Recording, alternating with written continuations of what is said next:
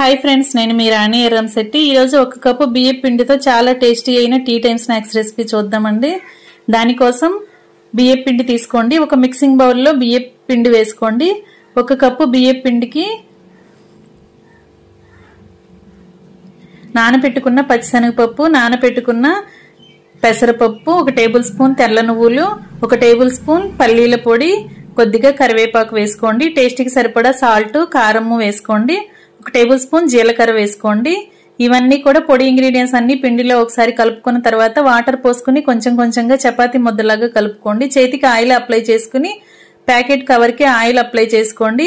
ఒక్కొక్క పిండి ముద్దని తీసుకుని ఇలా చెక్కల్లాగా ఒత్తుకోండి. ఇవి డీప్ ఫ్రై చేయాల్సిన పని లేదండి. చాలా సింపుల్ గా కళాయిలో 1 టేబుల్ స్పూన్ ఆయిల్ వేసుకుని వీటిని ఇలా ఫ్రై చేసుకుని సర్వ్ చేసుకోవటమే.